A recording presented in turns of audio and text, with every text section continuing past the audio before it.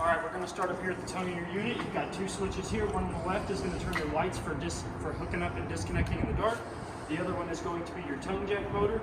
The top one's going to lower the front end. The bottom, if you press on the bottom, it's going to raise the front end. That's for hooking up and disconnecting your unit from the vehicle. These two wires here, we're going to start off with the big black one. You've got a 7-way. This is going to connect to your vehicle. This is going to provide you with your running lights, your brake lights, and your tail lights, and all that good stuff, and charge the battery when it's hooked up.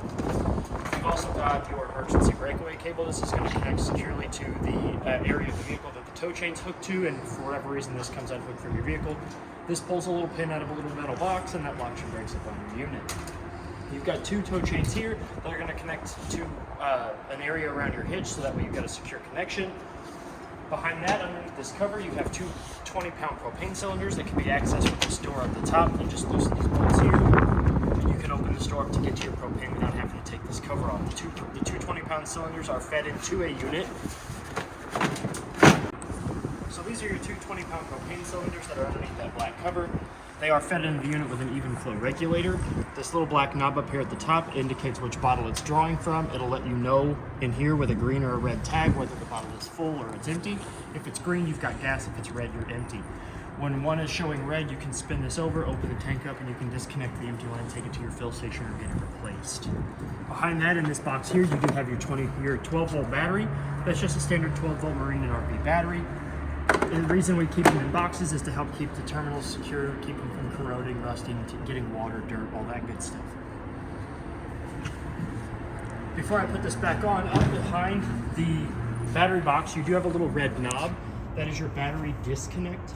If for whatever reason you're going to store this for the winter or you're not going to use it for a while, you can go ahead and turn that knob to the off position, and that's going to cut the juice from your battery and conserve that, so that way it's not, your unit's not constantly drawing off of the battery.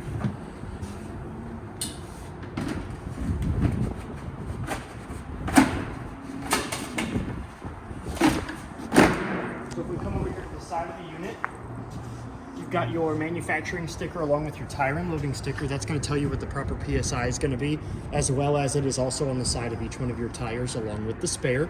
And that's going to give you your VIN number, your manufacturer date, and all your manufacturing information that you would need in case you need to contact them. In this side compartment here that's held up with a magnet, you've got your auto leveling system here. It's going to control not only your front stabilizers, but your also auto leveling jacks. You can follow that instruction panel there, and then when you go to auto level, the bottom jacks will come down, it'll level, and then the stabilizers will come down to kind of help keep it steady. This is a pass-through side compartment, so it does go all the way into the opposite side. And the locks for these slam latches are going to be, you've got a one-key system, so the same key that's going to unlock your door is going to get you into any one of these side compartments here. Your key rings are these here. You only have one on each key ring, and it's the purple key with it's the purple-headed key. So if we come over here, underneath the slide here, you have two tires on this side, two tires on the door side. They have been spec'd to 65 PSI. They're sitting at around 63, 64 right now because it is cold. But the lugs have also been torqued to 100 foot-pounds. So if we come here to the back behind the slide, this top panel here is going to open up into your outside sprayer. Your outside sprayer is currently on the inside underneath the kitchen sink. It's got two teeth that'll fit in at the sprayer end, or at the connection end. You'll put those in these two notches there, give it a quarter of a turn, and then as soon as this makes contact with the pressure valve, it'll pressurize the line whether you're using your fresh tank or city water. Below that, you have your city water connection, which is where you're going to hook your hose and regulator. We always recommend a regulator because it keeps the water pressure between 41 and 45, helps keep the lines from busting or popping loose. But if you have your hose and regulator hooked up to the city water, you won't ever have to draw the water from your fresh tank or turn your water pump on. Underneath that is your black tank flush. This is where you're going to hook your hose and regulator up to when you want to clean your black tank out. You always want to make sure that your black tank is empty and that the valve is in the open position before you use this. What this does is it sends water to a little aerator at the bottom of the tank that spins and cleans off all the yucky stuff around the bottom and the sides of your black tank. Over here you do have your 30 amp shore cord. It's a 30 amp 36 foot shore cord. It's held in place with this threaded ring here. To unplug it, you're going to make sure the ring fits nicely around this base here. Give it a quarter of a turn counterclockwise to pull it out. To plug it back in, you're going to push it in, you're going to give it a quarter of a turn clockwise, and you're going to tighten this ring to a clockwise position until it's flush against the outlet. What this black ring does is it creates a nice weather tight seal to keep your outlet and your plug from getting corroded, weather, weathered or getting like dirt and bugs and stuff in there. When you don't have it plugged in, you do want to make sure that this lid is down because this is going to provide you with that same type of seal. Below that, you have 2 coaxial ports. You have cable and satellite. So if the park or campground that you're staying at is providing you with those TV services, you go from their coaxial to either the cable here or the satellite, and you can draw either one of those services to the inside of your unit. Below that, you do have your gray tank valve and your black tank valve. The gray tank is going to be your kitchen sink, your bathroom sink, and your shower. And then the black valve down there is going to be your toilet. That's going to be your bio waste. The order of operation when you're draining your unit properly is to pull the black first, let that drain, and then once that gets a little lower in the flow, pull your gray tank, and the gray water will help kind of wash out your sewer connection from all that yucky stuff. This jack here behind the rear tire, that is one of the rear auto leveling jacks, so that's going to be the position that it's going to be in for travel. On the back side here, you do have a license plate bracket that's underneath your left tail signal, and then you are going to have a camera put on, so that's your Furion, but your camera will be there when you get here to put it on. You also have a Lipper on-the-go ladder receiver for the extendable ladder to give you roof access. I went ahead and put a Parkland tire cover over your spare tire. After I checked the PSI, which is at 64, 65, it's sitting pretty good. And the lugs that are holding it onto the farrier do not have to be torqued, they just have to be wrenched tight to keep that tire from going anywhere. We're gonna come around here to the side. You do have a dog leash hook spot, so that way you can hook your dog, loved one, kids, whatever, so they don't run away. We're gonna get over the stairs and the handle when we go inside the unit, but you do have your other auto leveling jack, and then up underneath behind them, if you can see those, you have a red line and a blue line with valves on the end of them. Those are your low water drains. Right now they are in the open position because we did winterize your unit for you. But those are gonna let all the water, that is the lowest point in the unit, that's gonna let all the water in the lines currently out. The reason they're left open is because if it does happen to freeze, that antifreeze can push all that stuff out. So that way it does have a way to get out and not bust your lines. But that, again, that's gonna be the easiest way to winterize and dewatering your unit is run some antifreeze to build those and use those on. You've got your 2 tires over here. Again, lugs have been torqued to 100 foot-pounds. PSI is anywhere between 63 and 65. You do have an outside cable, outside coaxial outlet. This is going to let you hook up your TV on the outside here and provide you with any TV services that you are getting on the inside of your unit to get them on the outside of your unit. To power your TV, you do have an outside 110 outlet that is protected by the GFCI circuit along with this outside cover. Your furnace vent here has hot air going in the top or cold air going in the top and hot air coming out the bottom. This does get hot enough to curl hair off of your arms, and it will burn. It will scald you if you're going to put your hand on this when it's running. So if you have any loved ones, little ones, elderly, dogs, stuff like that, and you're running your furnace, just kind of tell them to keep away from this.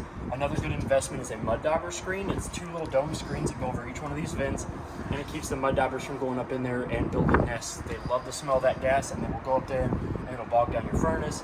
It'll cause all kinds of issues, and you run the risk of getting stung multiple times. So it's a really good investment.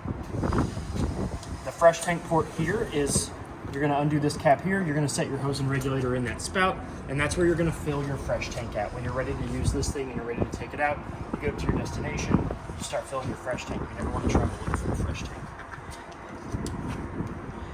Behind the tire down here, let me get down here on the floor, I'll show you. Down here, below where my hand is at, you've got your fresh tank drain. It's a 1.5-inch valve, so your fresh tank will drain pretty quickly, but it is in the open position right now, so that way any extra water would come out during the winterization process. This black panel here is your Suburban on-demand water heater. It is a tankless water heater, so you don't have to worry about emptying your tank. You do need, if you do want to check to see if there's water running through it, you can open this pop-off valve here. To see, you can apply some light pressure to that switch, see if water's coming out, then you know you got water going through your water heater. You do got an off and on button here when you're going to store it for a while. You do want to make sure that goes from I to O. Right now it is in the on position, so I can show you what the control panel looks like. But when you're not going to use it for a while, go ahead and flip that off. You also do want to make sure that the fuse here is good and tight, or else you run the risk of a short in your fuse, and that's going to cause your hot water heater to not work. That just closes with this latch here. Now your unit does have a slide on it, so it's got holes on either side of it's got holes on this side of the unit. You do have a manual crank handle in this door here that I'm going to show you. that fits into that hole and over a little bolt with a T-post through it, and that'll allow you to manually retract and extend out your slide if for whatever reason the motor doesn't let you do that. Onto that, we're going to lift up this side compartment again. This one goes all the way through.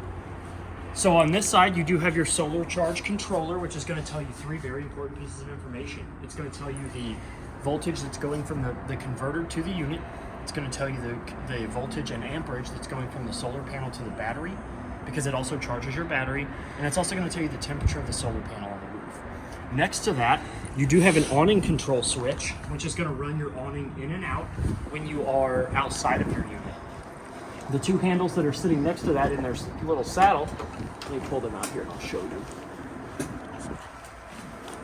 Pull this one first. So this long handle here with the skinny little head on it, that is your slide manual crank. That's what's going to fit in that hole there on the radius metal. And when it's in there, you can crank the slide in and out depending on if the motor in it doesn't want to work for you, which hopefully you never have to experience that. So the next handle we've got,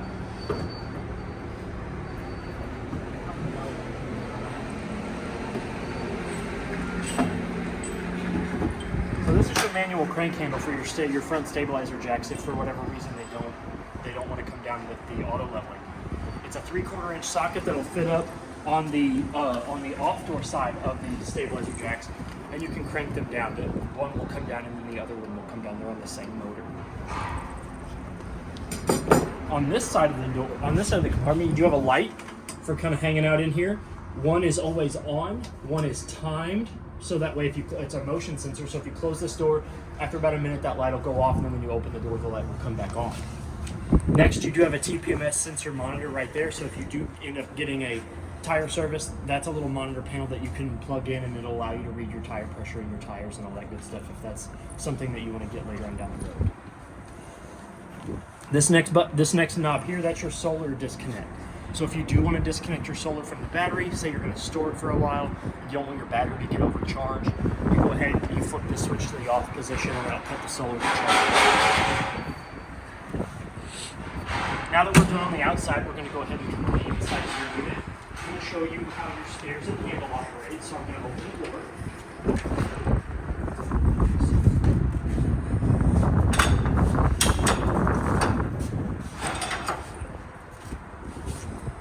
Okay, so we're going to start in travel position.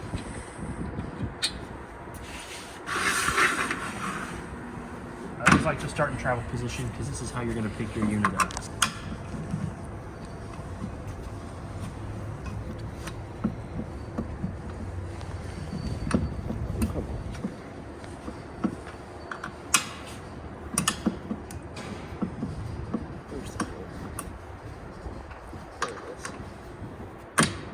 Okay, so this is how your handle is going to come for travel position. It's going to have that pull pin down there at the bottom.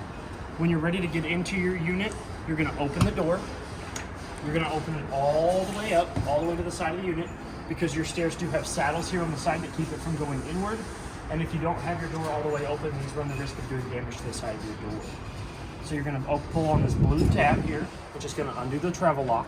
You're going to bring your stairs down either using the handle, or I like to grab them back here because I'm a lot taller. And the first thing we're going to notice is we want to make sure that this black plate here is as flush with that silver threshold of the entryway as possible.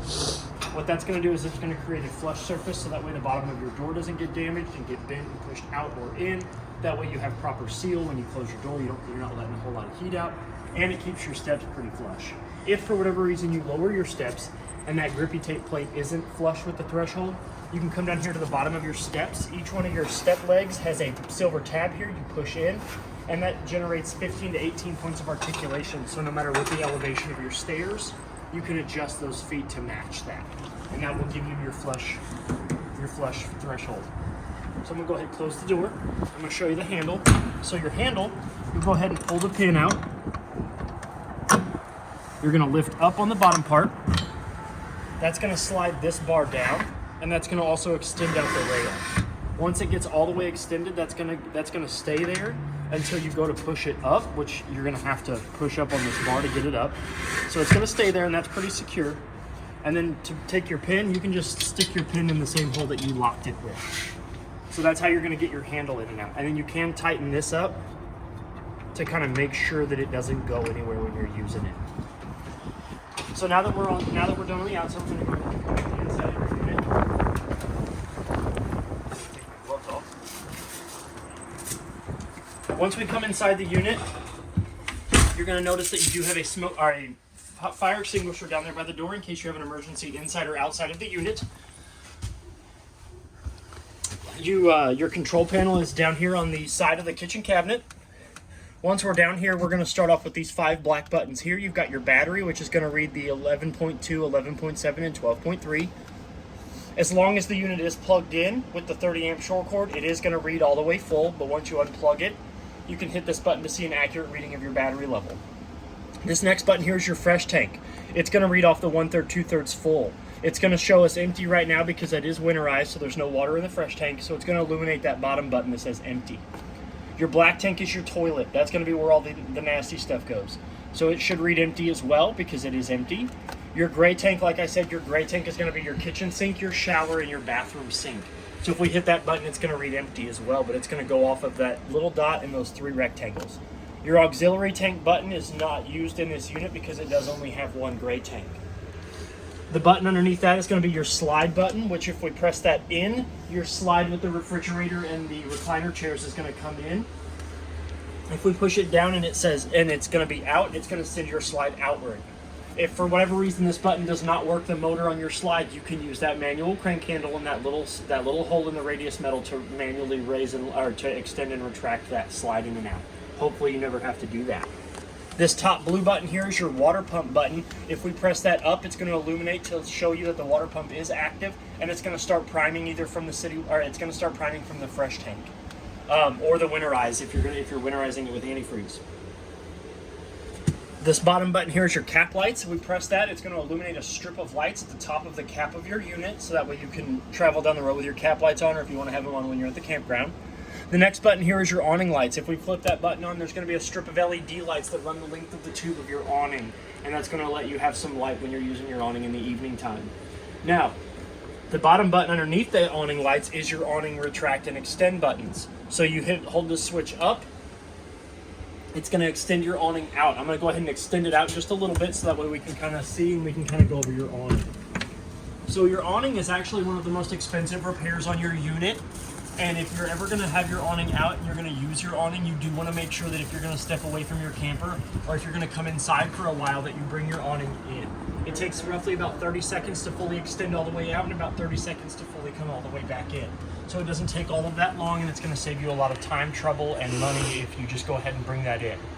Now, at the end of the tube, when you have your awning fully extended, there's going to be a skirt that's going to hang down. You want to make sure that that skirt is flush up and down with the tube, and that the awning canvas meets at the top of the tube. What that's going to do is it's not only going to provide that skirt with the proper amount of protection from rain or all that other good stuff, but it's also going to give you the perfect amount of slack in the canvas of your awning to not be super taut, but to also not be super relaxed.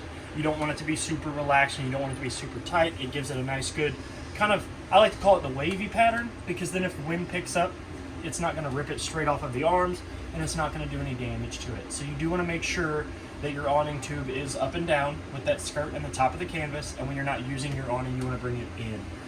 Strong breeze can do damage to it, a loose tree branch, walnuts, any of that good stuff. So I'm going to go ahead and bring your awning in. And like I said, it doesn't take all that long. It takes about 30 seconds to bring your awning all the way in, and then also to bring it all the way out.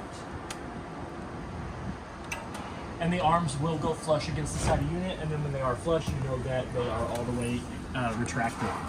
Down below the control panel, you do have one of your 3 most important safety features. That is your LP and carbon monoxide detector. It has a solid green light when it doesn't detect any loose LP or any loose carbon monoxide. You can test those every 90 days, but I recommend testing them every time you're going to use your unit, because you don't know when somebody accidentally left a burner on, you don't know when somebody accidentally left the gas on or something like that. So it's just good practice to test them about every time you're going to use your unit, along with checking the fire extinguisher's date and the smoke detector. Right here. Right here. Oh, right there. Yeah. I was looking at the AC louver. So this is the other important safety feature, which is your smoke detector, and it's just like the smoke detector in your homes. It will beep when it picks up smoke, and you can test it by pushing in the test and mute button. Again, I really recommend people doing that every time they're going to use your unit. You know, you're packing in your stuff to put in here to go on a camping trip. Hit that button, hit the LP, listen for the beeps, look for the solid green light, check your fire extinguisher on the way out. You should be good to go. So now we're going to work our way in. So you do have a nice big stainless steel basin sink with a cutting board / drying rack on top. The handle it's labeled. It's got cold all the way against, or hot all the way against the wall. It's got an H and a C on it. So hot is going to be all the way against the wall or all the way to the left. Right is going to be pulled all the way forward towards you or towards the right if you're staring at it from the side. And then to draw water from the unit, you're going to bring the handle out and it's going to come out at about a 45-degree angle. And that's going to how you draw water from your sink. You do have ample storage up above your sink, so that way you can store your pots and pans, your cookware, all that good stuff, your margarita maker if you have one. Below the sink, you have 2 more cabinet spaces. This is going to have your outside sprayer in it. That's some paperwork that I was doing.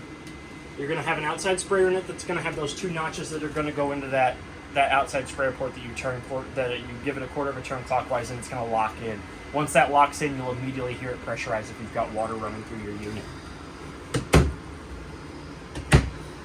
You do have a glass top stove that it's not cookable. This is glass top, but you cannot cook on it. In order to use your stove properly, you want to lift up on the first hinge, rotate it up, and create yourself a glass backsplash.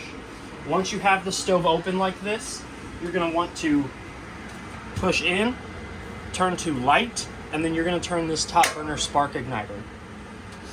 Let it hold for about 3 to 5 seconds, and you can let it go and you can adjust it. That's going to work for that burner, this burner, and the far left or the far right burner. You've got left burner, middle burner, right burner. To turn your stove on, you're going to open the door. You always want to make sure that you open the door when you're lighting your stove, because if not, it can build up gas. So you're going to want to push in and go to pilot light, and then you're also going to turn this knob here to turn on your striker.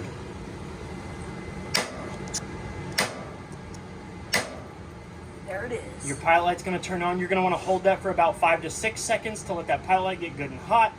Once you've got it there, you can let go of the knob, and then you can adjust the temperature. Once you get to your proper temperature, you're going to see that runner is going to ignite, and now you're going to have your oven working.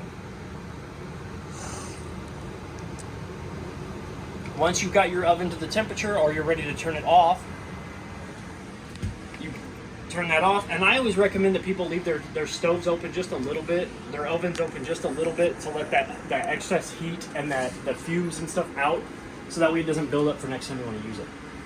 Above your stove, you have a Greystone vent and range fan, so you have a light on the left, so you're not cooking in the dark, and you've got a fan switch on the right. That's going to turn your fan on and off. Above that, you have a Furrion spin glass top microwave. Just going to have the same functions and features as the microwave in your house.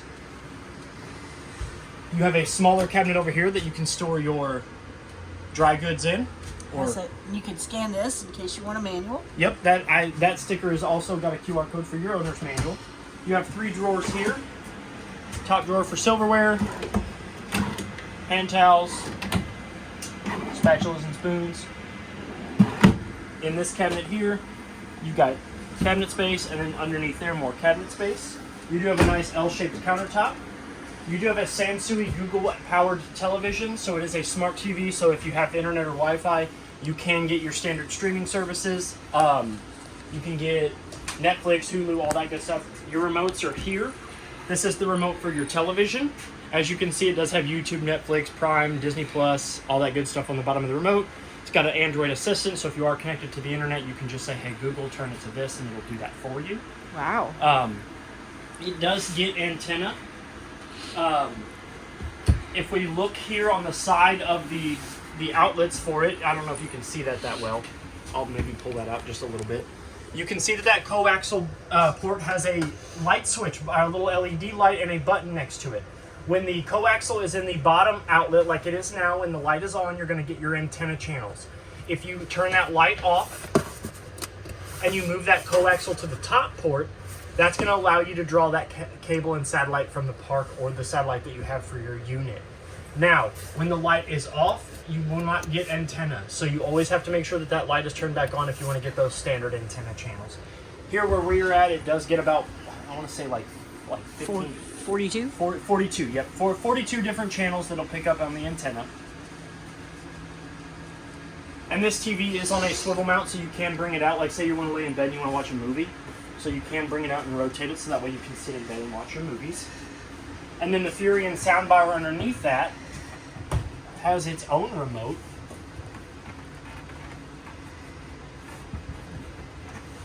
Which is this little guy here. It has a power button, which is the only red button on it. You've got your volume decrease and mutes. Your zone 1 is going to be inside. Your zone 2 is going to be those 2 speakers on the outside. You can run both zones at the same time, so you can listen to music on the inside and outside. It has all of your equalizer buttons, all of your standard functions and features buttons, your mode button, and your select button. Now, this does have a USB port, a HDMI port, and an auxiliary port for all those extra listening needs.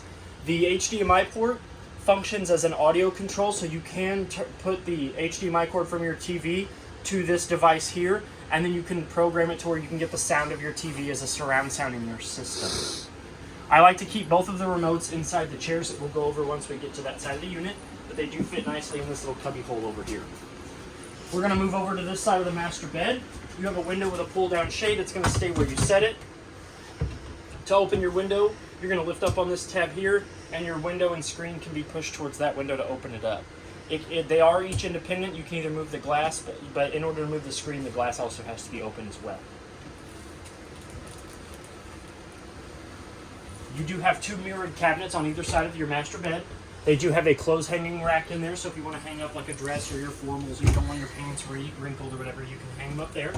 You have a nice countertop space over here for your alarm clock, your CPAP machine, your tablet, your laptops, your phones, all that good stuff, along with a 110 outlet and a USB and USB-C outlet on either side of the master bed.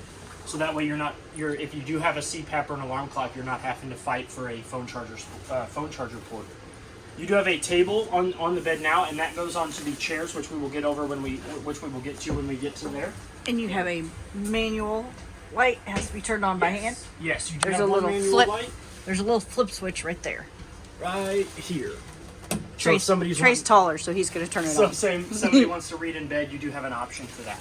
Above the master bed, you do have a single compartment that is opened up by 3 individual doors, so that way you can store things such as like big blankets in here, throw pillows, and you can get to it from any side of the master bed. Up underneath the master bed, if I lift up on the mattress and the bed frame, it's going to open you up into a storage compartment that's got a little bit of it's got a shallow storage here, but then each one of these pieces of wood lifts up and slides over on top of each other to get to the underneath storage, which is accessible from both sides of the master bed. So if you have a dog, this is a good spot to like put their little bed so they can get in there and have their own little room. Jack would love that. And then you can just slide these over, and then you can store like pillows and blankets and stuff underneath here, or the power cord if you're going to be storing it for the winter. The window on that side has the same kind of shade. You can adjust the tension of how hard that comes up and down by those little bobbins there on the walls. Those are wound up with the string, and you can adjust how hard it is to raise and lower these by twisting those. Your fire escape window there, to access that, you're going to lift up that red handle from the saddle. You're going to push that all the way out, and then you're going to grab that screen and yank it out with that little trapezoid shaped thing in the bottom left corner, and then you're going to want to go out feet first. I never recommend people going out head first out of the fire escape window. So now that we're done with the master bed, we're going to come over here to your recliners. So you do have 2 recliners. They're both mirrored. I'm going to set this up here for right now. Get this out of the way, show you the functions and features. You have 2 cup holders on the outside arms, 2 cup holders on the inside arms, and each one of these individual chairs has a recline feature. You're going to pull on this black ring here on this side, and then the black ring on that side is going to have your recline there. It does have that cubby hole, which where I hide the remotes for you. And then the best part is that little bracket that's there on the bottom. So you're going to take, it's always easier to do this without the table on it, so you can kind of see what you're doing. But if you can see, it's tapered at the bottom. You're going to slide that in to that bracket, and that's going to give you a secure connection for your tabletop. And then all you're going to do is you're going to take this boot here, and you're going to set it on that rod. of that pipe. So you're just gonna match it up, set it on there, and you're good to go. It does swivel. It does got ratcheting swivels. So, you know, you guys wanna have more people sit here, you can. Get a couple chairs. Or it makes it easier to sit down. You can do this. Yep. Bring it around. Ah. So that way you can serve your dinner there. And then when you get out, you can swivel it. Yep. Each one of your windows has that same shade on it. You've got one on this side of the slide and one on the back side of the slide. Go ahead and raise those up. So that window there opens very similar to, it's got two pinch tabs at the middle. You push those inwards and you can raise that window and screen up. This one here is very similar to the one in the bedroom. You'll pull down on that latch and the window and screen will slide towards the front of the unit. Technically, that one would work as a fire escape window, even though it's not marked. Yes, yes. You also have a light bar at the top, and each one of these lights here is a manual push button light. You've got one on this side and one on that side. You also have a spare USB and USB-C outlet here on this wall here, so if you're sitting here, you can charge your phone, your tablet, your Android devices, your Apple devices, anything like that. So make sure you grab that chair first. Yes. On this side of the slide, you do have 3 cabinets for more dry goods or other storage that you need. This is your owner's packet. This is going to have all the manufacturer's manuals, the hardware like your toilet paper holder, manual crank handles, stuff like that. Like smaller handles can go in there. A lot of your extended warranty stuff is in there.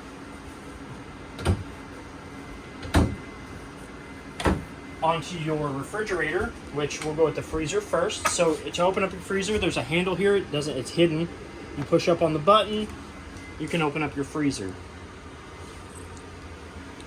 We push down on it, we open up your fridge. As you can tell, I've got a soda in there to show that it's cold. I ain't gonna drink warm soda. I'm not a heathen. And it also has a temperature dial there. The bigger the dot, the colder your refrigerator is gonna get. Next, we're gonna move on to this little control panel here. You've got your light switch here, which is gonna control the interior lights on the ceiling. It's those LED strips that run the length of your unit. And then there's a little slider switch here, so you got mood lighting. Ooh. So, you know, you're gonna watch a movie at night while you're camping, you know, it's cold, it's hot, whatever it is, whatever temperature you're going, you wanna watch a movie, you can dim the lights. To bring those back up, you just slide that dimmer switch all the way back up. The next thing next to that is your Coleman Mach thermostat. It's got several modes, so we're going to go over those now. To wake it up from standby, you're going to press the center dial.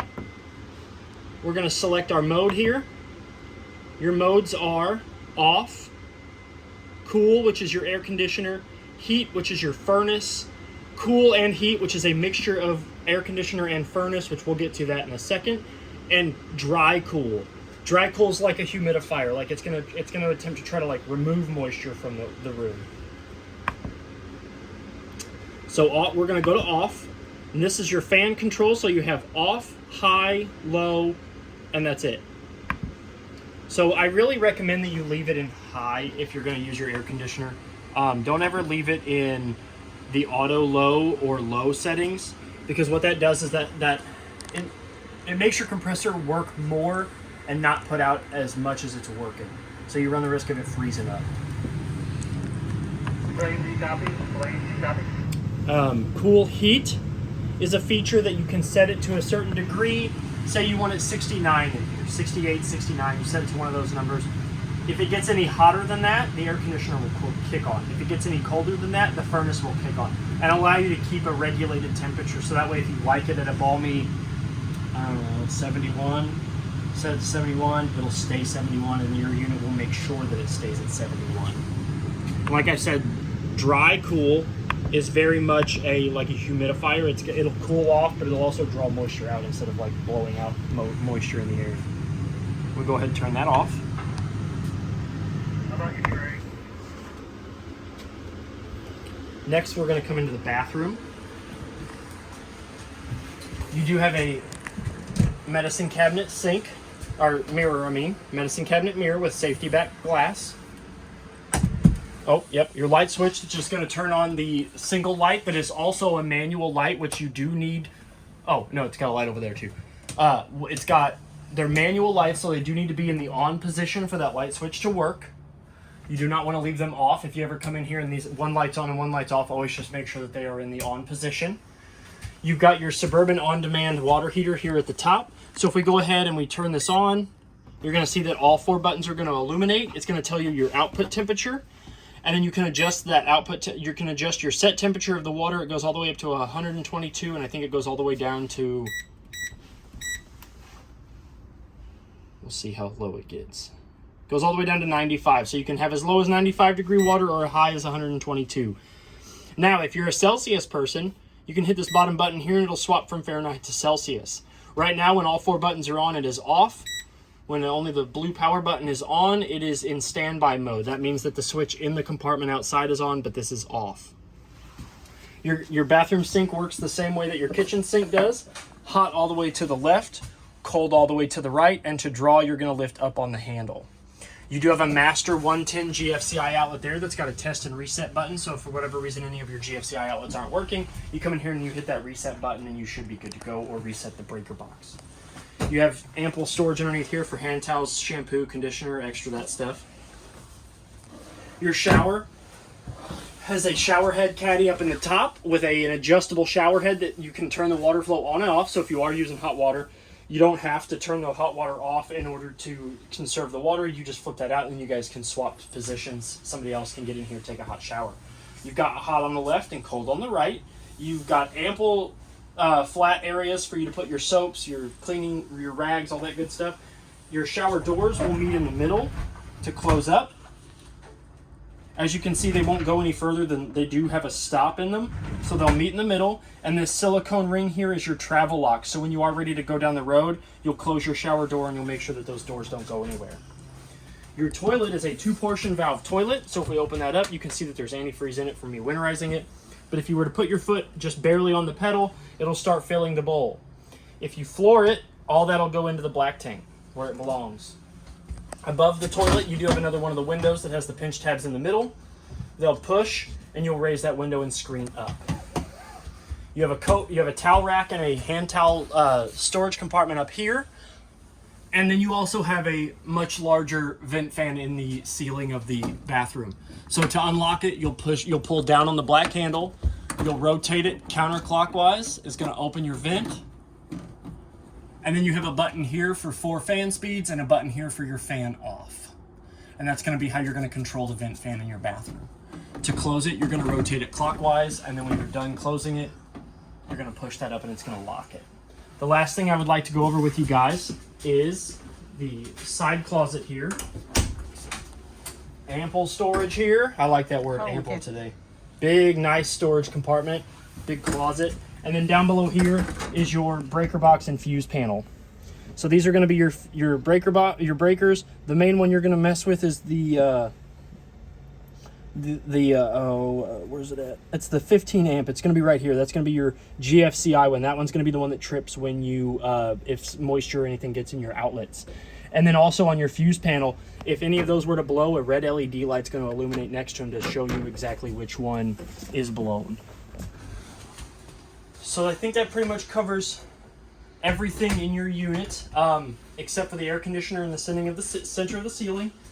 I always like to recommend that people clean these. It's the better your filters are underneath these panels here, the better your air conditioner is going to flow. It's a very easy clean. You pop these tabs down, pull this down, pull your filter out. You can run it under some water, give it a nice good, light abrased scrub, get that dust bunnies and stuff off of it, let them dry, put them back up here. The cleaner those are, the better your air conditioner is going to work. But I think that pretty much covers everything. If you have any questions, please feel free to reach out to me. My name is Trey here at Parkland RV. Happy camping and good luck, and thank you.